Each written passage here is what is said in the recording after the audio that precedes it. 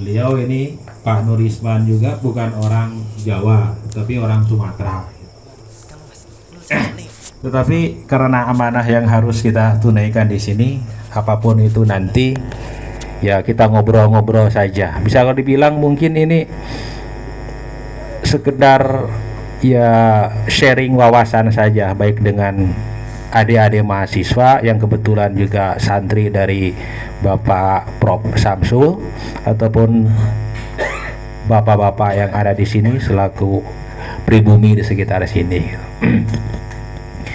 Hadirin sekalian, tema yang diusung oleh pihak kami di fakultas ini sebenarnya agak-agak ya disebut ilmiah, mungkin ilmiah, enggak juga enggak kan gitu.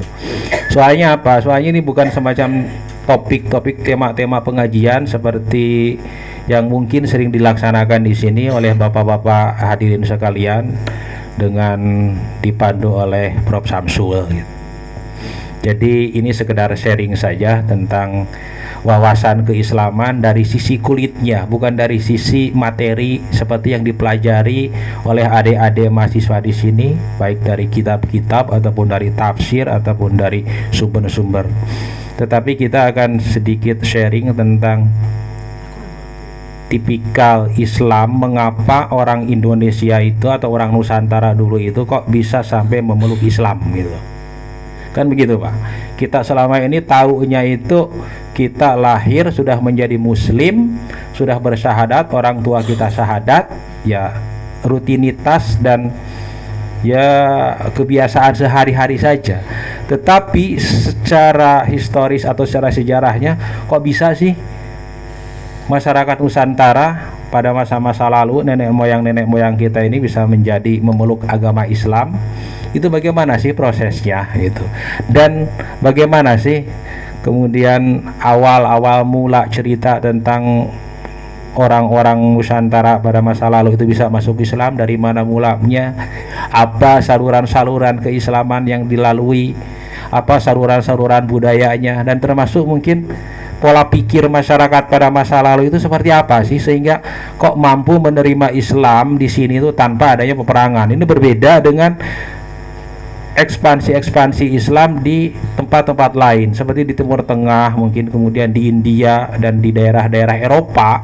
Itu ada kesan bahwa Islam itu disebarkan dengan menggunakan kekuatan militer. Tetapi di Nusantara ini, yang sekarang Indonesia ini, itu tidak ada sama sekali pengiriman pasukan perang ataupun peperangan, tetapi kok jalannya bisa jalan damai gitu. Itu yang pertama. Yang kedua, kok bisa padahal masyarakat Nusantara masa lalu ini kan sebelumnya itu memeluk agama animisme, itu periode-periode awal abad-abad pertama. Yang kedua, Hindu. Kok bisa terjadi gitu pergeseran dari animisme dan Hinduisme kemudian menjadi Islam? Sampai sekarang mayoritas 80% masyarakat Indonesia atau Nusantara ini menjadi masyarakat yang beragama Islam. Baik, supaya tidak terlalu panjang lebar saya memberikan semacam prolognya.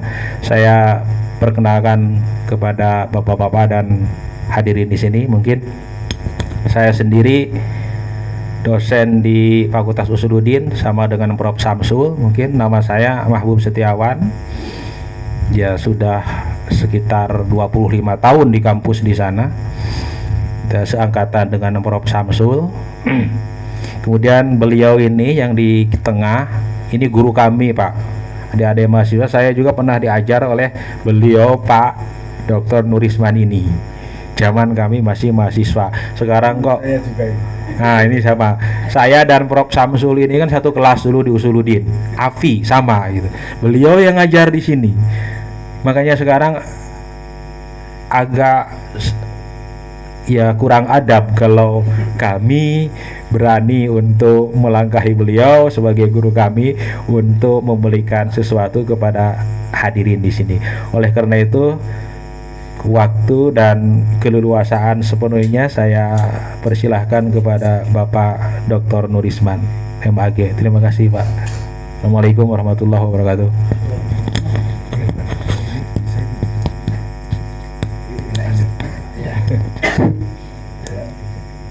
Bisa. Nah, ini saja.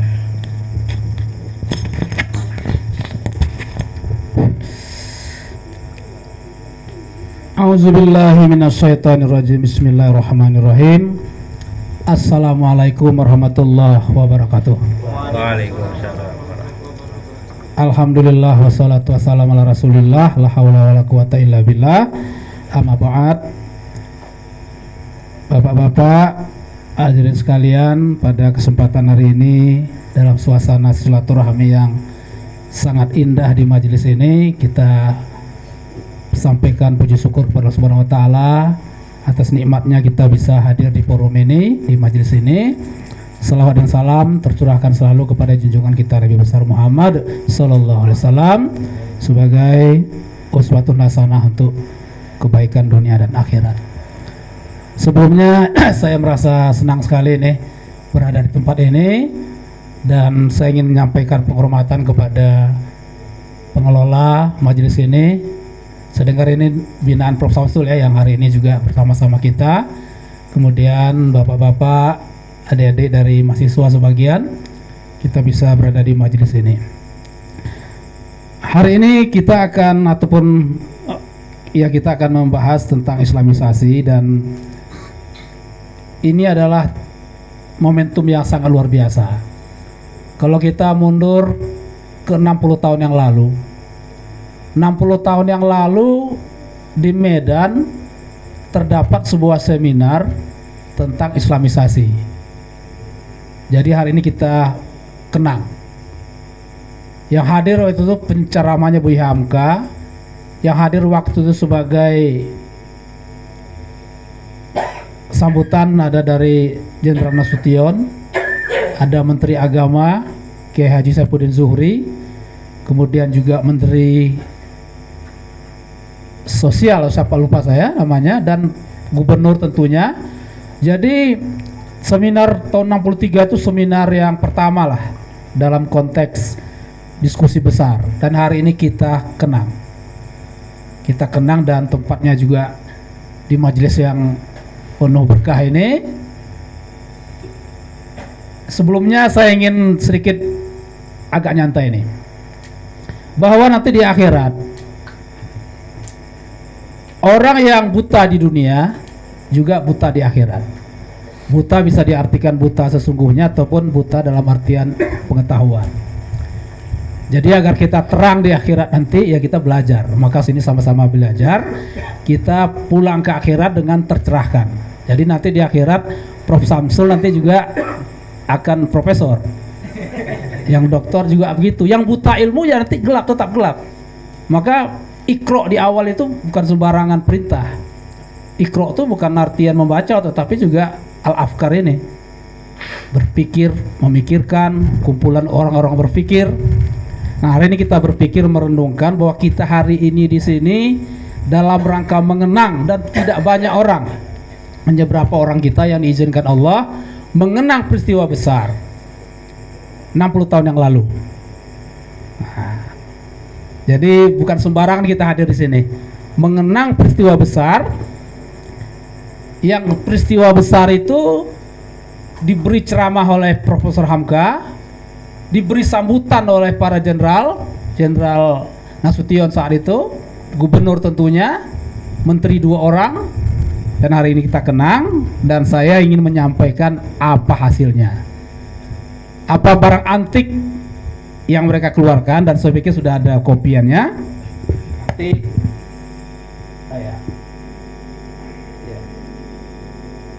kita baca poinnya dulu, nanti kita sarah bersama-sama. Apa poinnya? Yang pertama, bahwa menurut sumber yang kita ketahui, Islam masuk pertama kalinya ke Indonesia pada abad pertama Hijriah atau abad ke-7 ataupun ke-8 Masehi, langsung dari Arab. Jadi Islam itu datangnya dari Arab langsung dalam hasil seminar 60 tahun yang lalu itu. Bukan dari Arab, bukan dari India, bukan dari Cina pertama kalinya. Dari India oke, tapi sudah gelombang berikutnya. Dari Cina oke, tapi sudah gelombang berikutnya. Gelombang pertama itu adalah dari Arab. Nah, itu yang pertama. Jadi memang secara umum yang besar bahwa masuk Islam ke Nusantara itu ada teori Arab, teori Cina, ada lagi teori India. Itu yang besar ya. Tapi ada lagi teori Kurdi, tapi itu teori yang kecil-kecil ataupun yang lebih detail.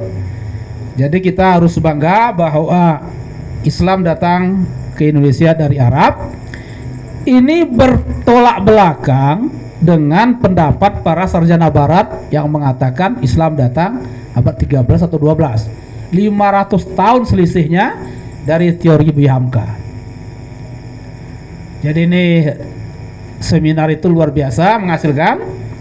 Sekarang kita baca poin kedua, bahwa daerah yang pertama didatangi oleh Islam ialah pesisir Sumatera, dan bahwa setelah terbentuknya masyarakat Islam, maka raja Islam yang pertama berada di Aceh. Jadi ini Islam masuk lewat raja, diislamisasi rajanya, kemudian masyarakatnya. Ini artinya silaturahminya baik. Jadi Islam itulah kita harus silaturahmi baik. Itu salah satu yang dijelaskan di dalam ini atas sudah masalah ini. Jadi silaturahmi yang dilakukan oleh para ulama saat itu dengan melakukan silaturahmi kepada raja-raja sehingga islamisasi berjalan baik. Yang ketiga, bahwa dalam proses pengislaman selanjutnya orang-orang Indonesia ikut aktif mengambil bagian. Jadi jelas untuk tersebarnya masyarakat di Indonesia, para mubalik berperan aktif dan ditopang oleh masyarakat sekitar. Saya pikir kalau di pondok ini saya pikir sudah oke ini. Jadi ada saling silaturahmi. Kita masuk yang keempat, bahwa mubalik Islam yang lama-lama itu selain sebagai penyiar agama juga sebagai saudagar. Jadi kalau saya ngomong saudagar di chapternya agak malu saya nih, karena saya lihat dari masuk sana para juragan-juragan banyak di sini. Tapi jelas dari poin ini memang hubungan antara berdakwah juga orang dia bersaudagar, berdakwah ya. Jadi kalau bapak-bapak apapun profesinya ambil bagian untuk menyebarkan Islam, bisa lewat lisan maupun lewat ekonomi. Kelima, bahwa penyiaran Islam itu di Indonesia dilakukan dengan cara damai. Ya, ini karena silaturahmi tadi maka dilakukan secara damai. Nggak ada kekerasan-kekerasan. Itu pelajaran dari sejarah Islam. Keenam, bahwa kedatangan Islam ke Indonesia itu membawa kecerdasan dan peradaban yang tinggi dalam membentuk kepribadian bangsa Indonesia. Jadi Islam datang membawa kecerdasan dari akidah, muamalah, kebudayaan, sehingga banyak sekali kosakata kita dari Arab bahasanya. Kursi, ada musyawarah, itu dari bahasa Arab, termasuk presiden, rais, itu kepala ataupun apa. Kemudian untuk nama sekolah diabadikan madrasah, udah jadi bahasa kita.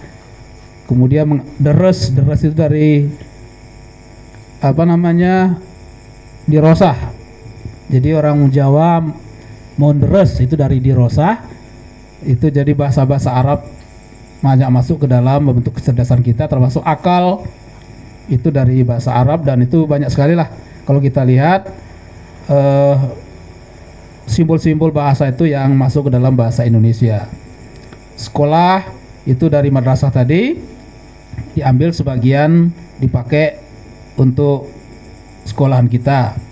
Kemudian nama-nama orang Indonesia juga banyak dari bahasa Arab. Ya, nama Muhammad, masuk Prof Samsul itu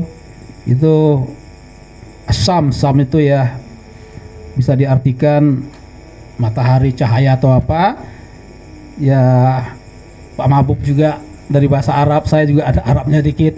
Jadi memang nama-nama orang Indonesia ada seperti itu. Jadi pengaruhnya kuat sekali. Yang terakhir, bahwa sebuah badan penelitian dan penyusunan sejarah di Indonesia yang lebih luas dan tetap harus dibentuk. Disarankan supaya badan ini berpusat di Medan, sedang di tempat-tempat lain yang dipandang perlu dibentuk pula cabang-cabangnya, terutama teristimewa di Jakarta. Jadi kalau kita lakukan hari ini diskusi tentang Islamisasi, saya pikir ini connect dengan yang dirumuskan oleh tokoh-tokoh kita di masa yang lalu. Saya pikir itu saja yang ingin saya sampaikan sebagai pematik diskusi, tapi yang jelas hari ini majelis ini dapat kemuliaan lah saya pikir untuk membincangkan, mengenang-enang apa yang dilakukan oleh tokoh-tokoh Islam di masa lalu, baik ulama maupun bukan ulama, tapi memiliki kepedulian yang tinggi terhadap sejarah Islamisasi. Saya pikir itu yang bisa saya sampaikan, dan saya mohon maaf kalau ada kekurangan. Saya kembalikan kepada moderator. Assalamualaikum warahmatullahi wabarakatuh. Oh ya, di depan saya ini ada buku 8 buah, 2 untuk perpustakaan sini nanti, dan 6 nanti dibagi. Terserah moderator Pak Mabuk untuk membaginya. Cara apa saya pikir saya silakan moderator nanti. Baik, terima kasih.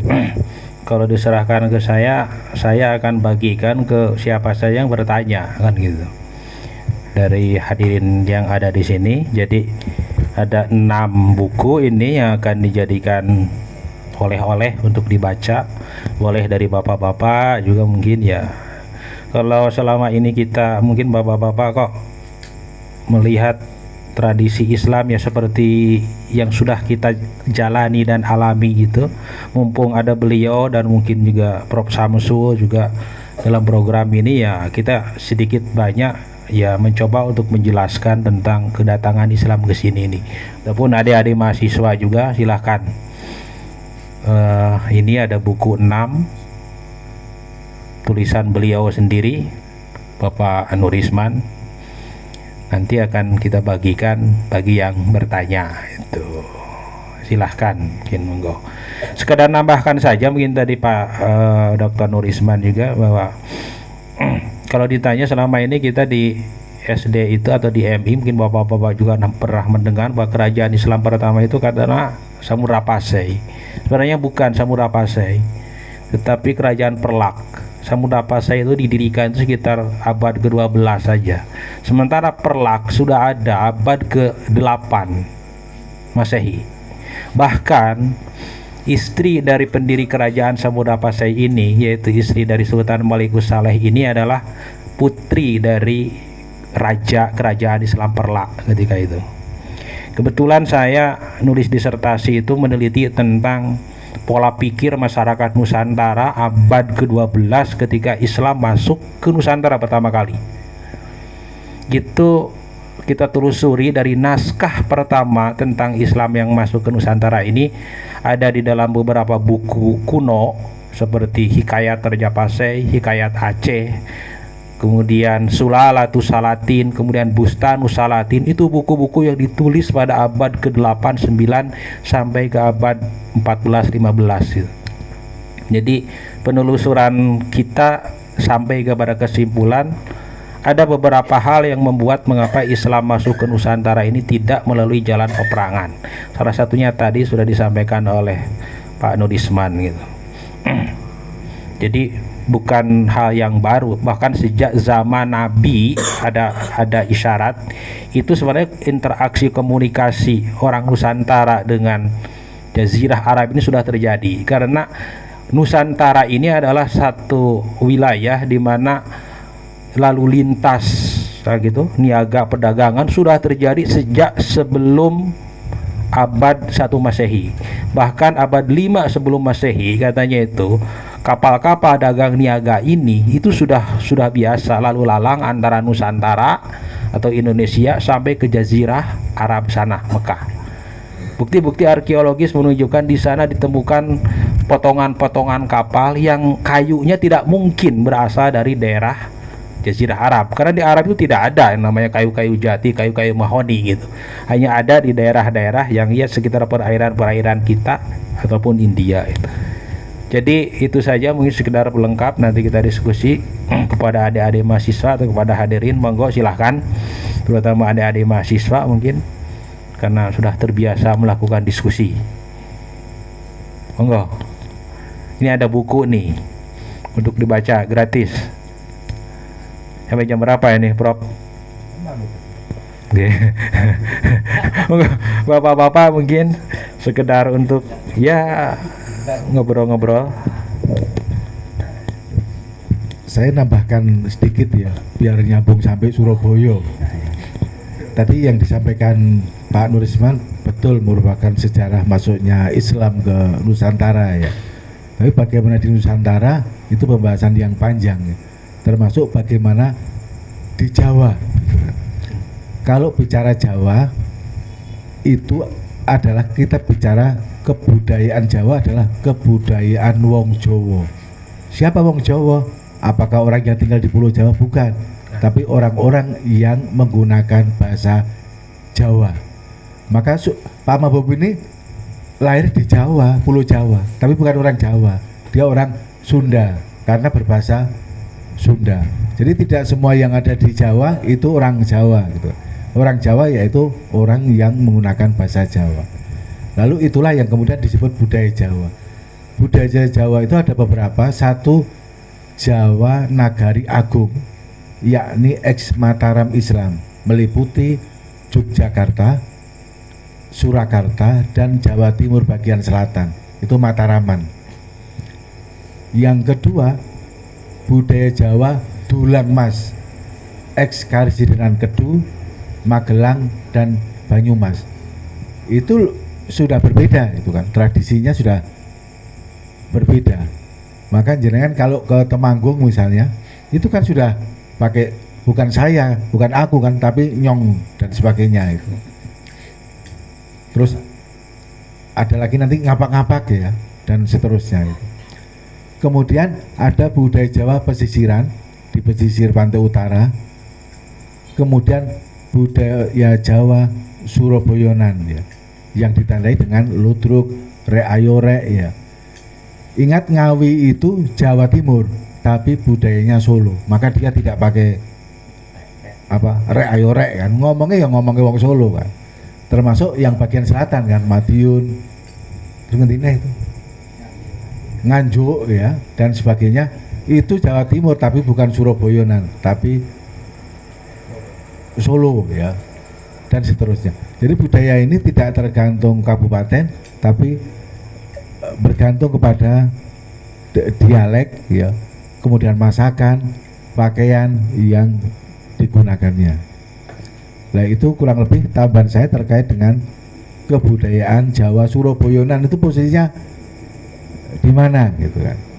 Itu budaya khas Jawa Timur ya Surabayanan itu. Ada rek ayo rek, ada macam-macam ludruk ya. Maka kalau wong Solo kok ludruk itu nggak tertarik. Wong ludruk kok ditonton kene Solo kan. Ludruk ya kono di Surabaya kono gitu kan. Sampai Cak siapa tuh? Cak Perjel dan sebagainya itu membawa panji-panji budaya Surabaya. Matur nuwun.